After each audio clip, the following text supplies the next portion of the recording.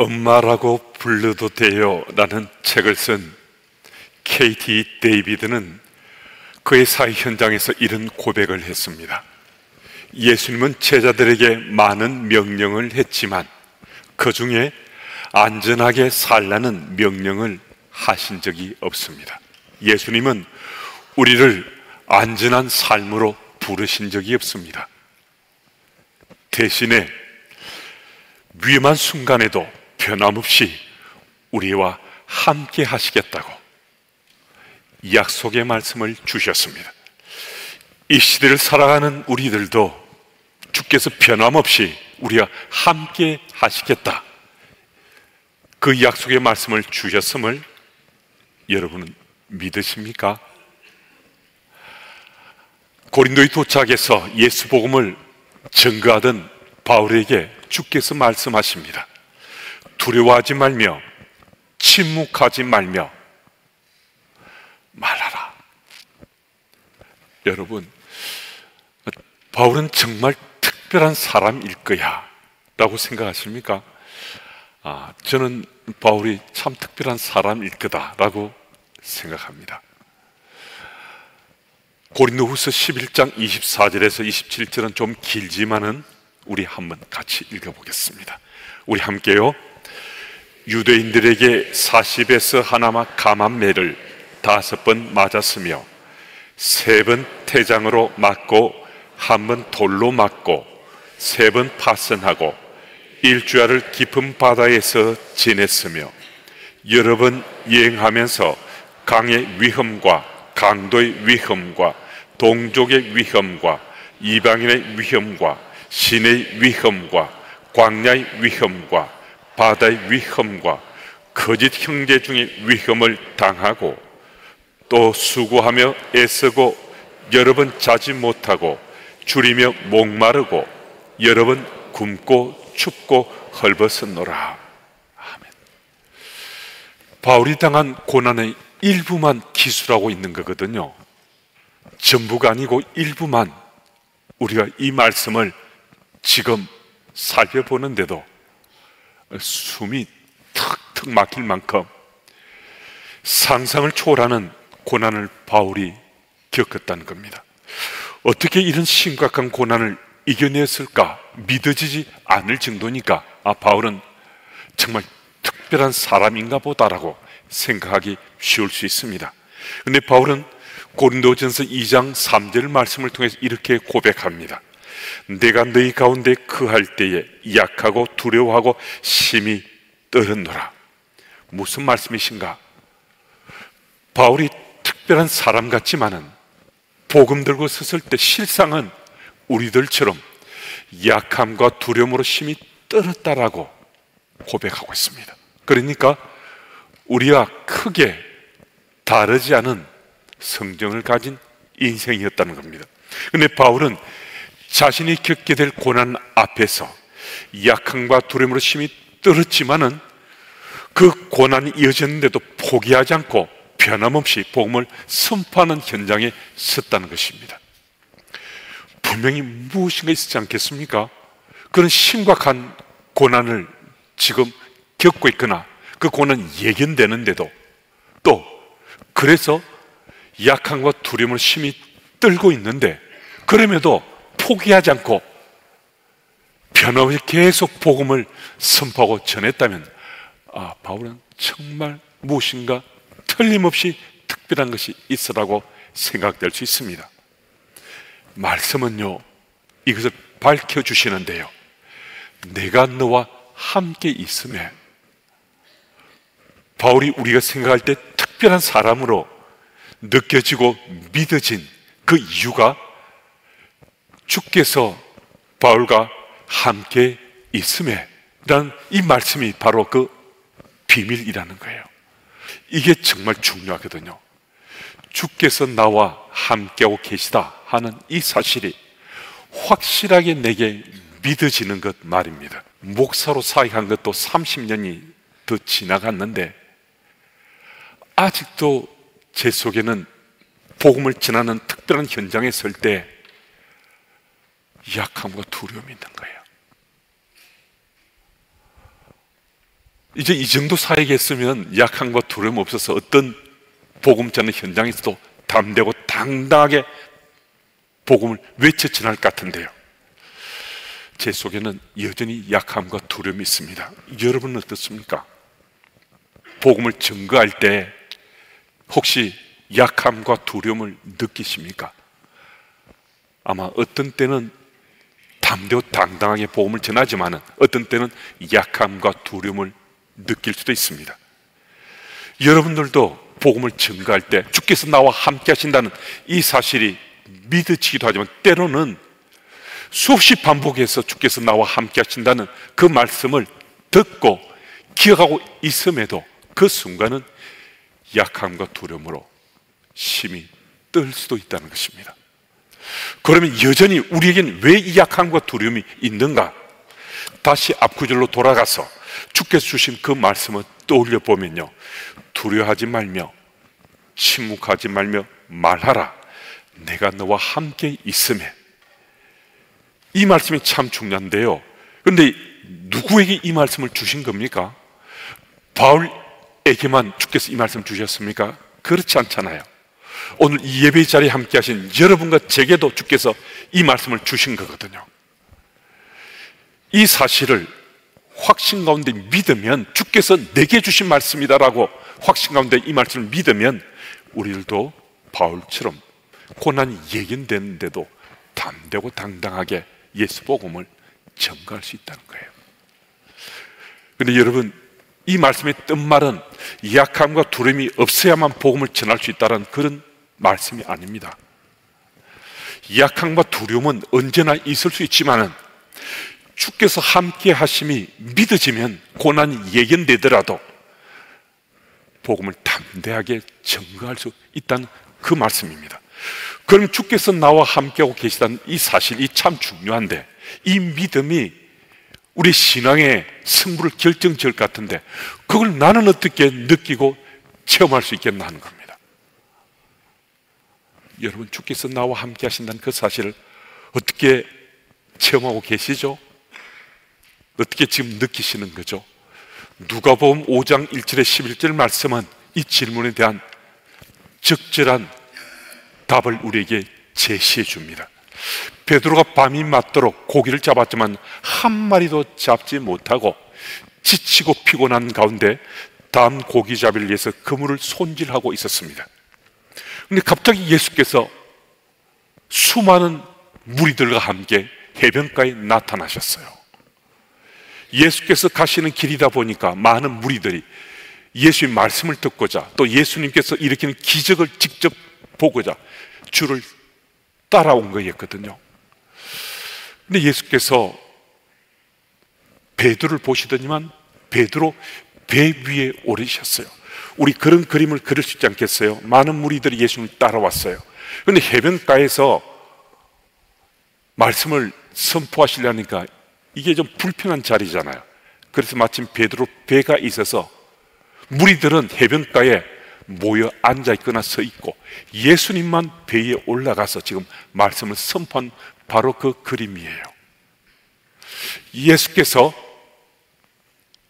많이 모여있는 그 무리들이 말씀을 선포하시고 이제 말씀을 마치셨는데요, 그 전까지는 베드로는 별 관심이 없으신 것처럼 보여졌는데 성경은 이제 예수께서 베드로를 주목하여 보신 후에 이렇게 말씀하셨다고 기록합니다. 깊은 데로 가서 그물을 내려 고기를 잡아라. 예수님이 이 말씀은요, 평생 바닷가에서 살아온 베드로에게 정말 어처구니 없는 말씀이었거든요. 정말 말씀도 안 되는 얘기를 예수께서 베드로에게 한 거예요. 그런데 놀랍게도 베드로의 반응을 한번 보시면요, 누가복음 5장 5절은 이렇게 기록됐습니다. 밤이 새도록 수고하였으나 잡은 것이 없지만은 말씀에 의지하여 내가 그물을 내리리이다. 잠시 나가서 고비잡이 한 게 아니라는 거예요. 고기가 안 잡혀요. 그래도 또 안 잡혀요. 계속 그물을 던지 안 잡혀요. 그래서 계속 고기를 잡으려고 수고하고 땀을 흘리고 애를 썼지만은 밤이 새도록 고기를 잡으려고 정말 얼마나 고기 잡으려고 애썼겠어요. 밤이 새도록까지 고기를 잡았으니까. 그런데 성경은 한 마리도 잡지 못했다고 했어요. 그러면 이쯤 되면요, 적어도 그 타이밍 속에서는 다시는 고기 잡고자 그 시간대에 그물을 던지고 싶은 마음은 1도 없을 수 있는데요. 그런데 놀랍게도 예수님께서 깊은 데 가서 그물 던지라 그러니까 베드로가 그 말씀에 따라서, 그 말씀 의지해서 자기가 호수가 깊은 데 가서 고기 잡겠다라고 그 말을 하는 거예요. 베드로가 정말 놀랍게도, 정말 뜻밖에도 자신의 경험이나 이성적 판단은 다 내려놓고 예수님 말씀 따라 깊은 곳에 가서 그물 던져 고기 잡고자 합니다. 그런데 여러분, 이런 생각해 보셨습니까? 베드로가 어떻게 이렇게 애쓸 수 있는 거지? 무슨 똥배짱으로, 아니 이렇게 고기 잡겠다고 나설 수 있었겠는가? 예수님 말씀에 순종했어요. 물론 예수님 말씀에 순종해서 지금 호수가 깊은 데로 그물 던지러 간 거잖아요. 이 맞는 말씀인데, 하지만 우리가 아는, 잘 아는 베드로는요, 예수님 말씀에 순종이 일단 깊은 데로, 그러니까 호수가 깊은 데로 가기까지는 할 수 있는 인물이에요. 그런데 바닷가에서 잔뼈가 굳은 베드로, 어부 중에 어부인 그가 고생하고 애써서 이제 다음 고기 잡이를 위해서 그물을 수선해 넣었는데, 손질을 해 놨는데 밤새도록 고기 잡고자 그물을 던졌지만 꽝이었잖아요.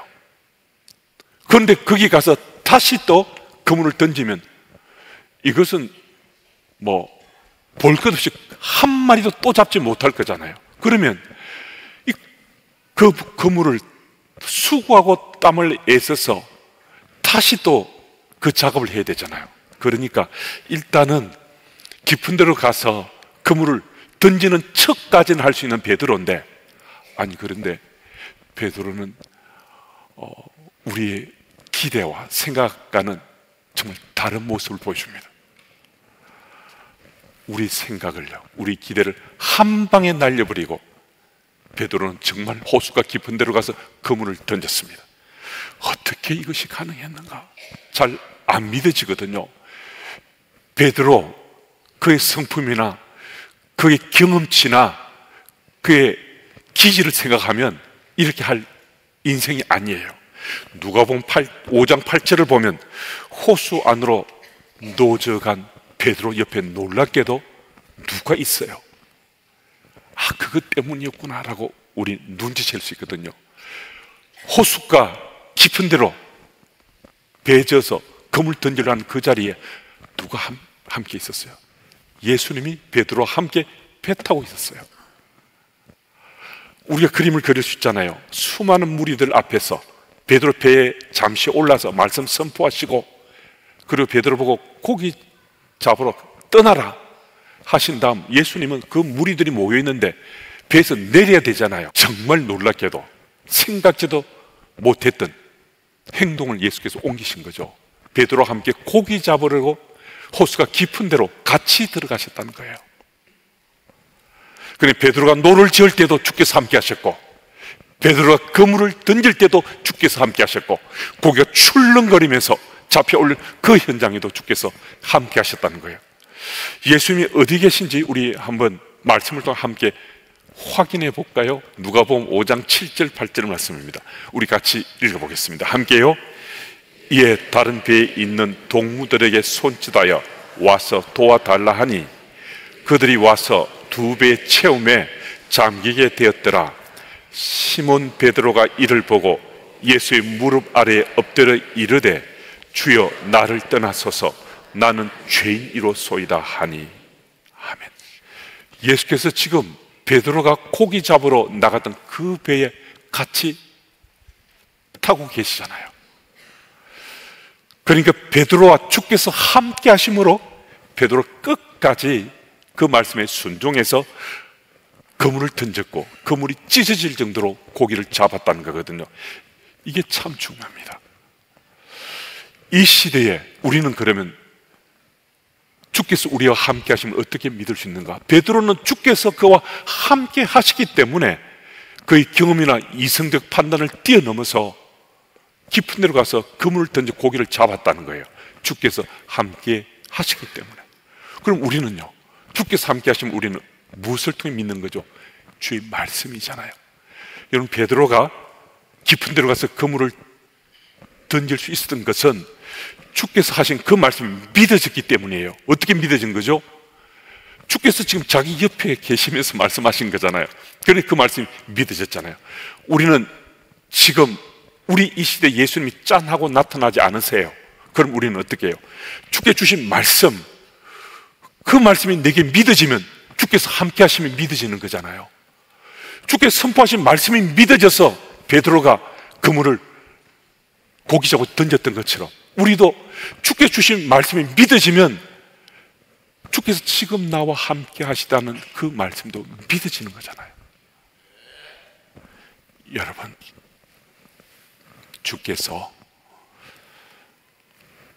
베드로와 함께 하심이 그가 말씀을 믿는 그런 현장이 됐던 것처럼 바울 또한 주께서 함께 하심이 말씀을 통해 믿어져서 그는 자기 목숨 걸고 복음을 증가하는 증인의 삶을 살았거든요. 우리도 마찬가지예요. 우리는 바울만큼 베드로만큼 아닐지라도 우리도 주께 주신 말씀을 믿음에 살고 있잖아요. 그렇지 않습니까? 여러분과 제가 지금까지 신앙의 삶을 사는데 우리의 생의 뒤안길 곳곳에는 내가 주의 말씀을 믿고 살았던 삶의 흔적들 곳곳에 널려 있잖아요. 그러면 오늘부터 더 보다 분명하게 내가 주의 말씀을 믿으면 그 현장에 주께서 함께 하시는구나, 이 사실을 믿으시고 오늘도 그 확신에 찬 믿음 가지고 우리가 복음을 전할 기회가 있다면 주저하지 마시고 복음을 증가하시는 여러분들이 다 되시기 바랍니다. 그리고 오늘 보면 또 11절 말씀을 보면 바울이 고린도에서 1년 6개월을 머물면서 고린도 사람들에게 하나님 말씀을 가르쳤다고 기록하고 있습니다.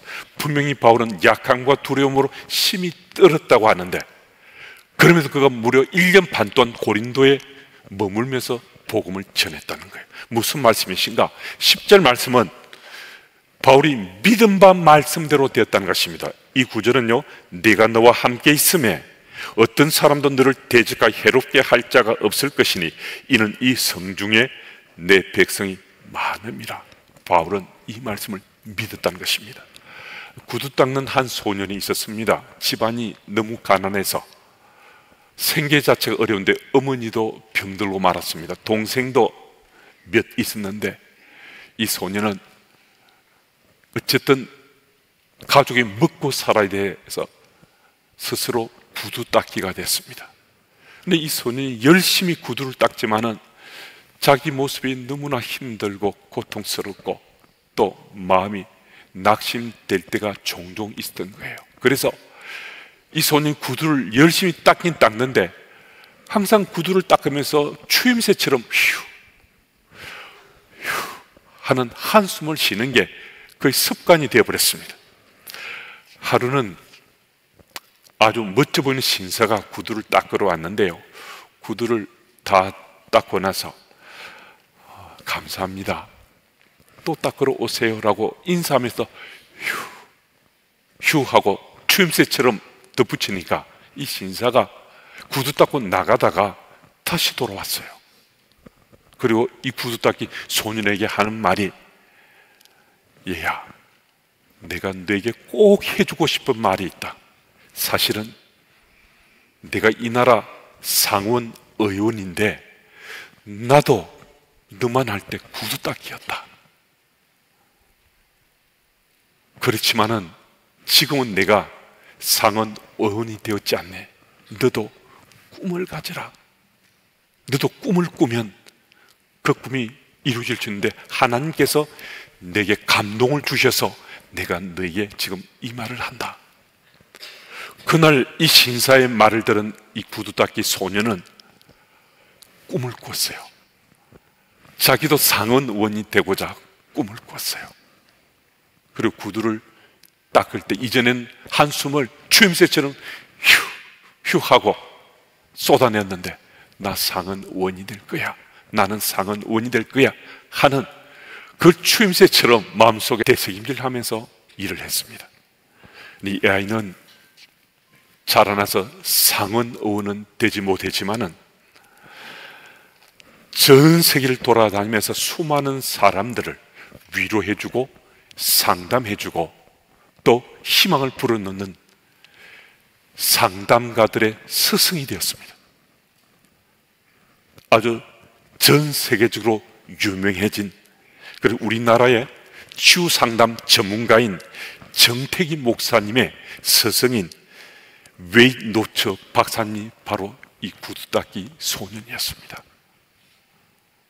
이 구두닦이 소년은 상담 치유자가 되어서 많은 사람들의 상처를 치유하고 소망을 치유하는 선생님, 스승이 됐습니다. 하나님 감동으로 그 신사가 얘야, 꿈을 꾸어야 돼, 얘야, 꿈을 꾸어봐, 이 말을 했는데요, 이 소년이 그 사실을 믿었어요. 여러분, 하나님 말씀도 아니에요. 신사가 전해준 그 말을 이 소년은 하나님 감동으로 신사가 너에게 전한다는 그 말을 믿고서 그렇게 살려고 하다 보니까 삶의 자세와 태도도 달라지고 그가 믿는 대로 살고 치열하게 씨름하며 살았다는 것입니다. 여러분과 저는 참 복 있는 사람입니다. 우리는 하나님 말씀을 듣기도 하고 또 읽기도 하고 느끼기도 하는 그런 복을 받았습니다. 여러분, 우리가 알게 된 말씀, 듣게 된 그 말씀 우리는 이제는 믿기만 하면 돼요.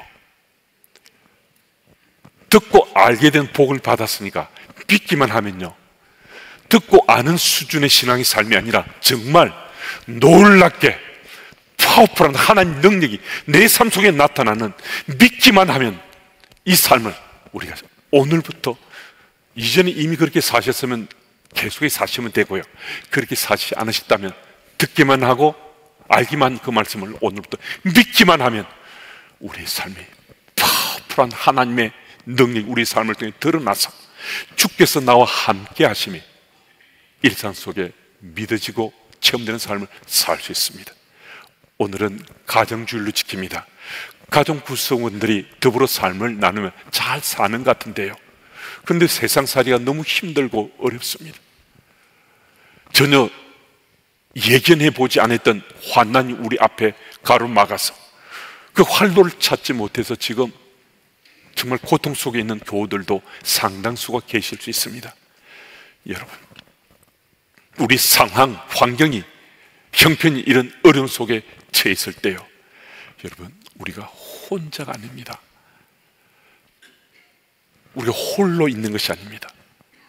힘들 수 있지만은, 아파할 수 있지만 우리는 혼자가 아닙니다.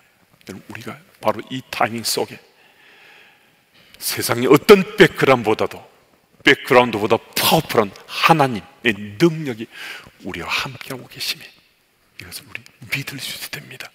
그리고 분명히 우리에게 말씀하시는데요, 내가 너와 함께하고 있다, 힘내야지, 힘내라고.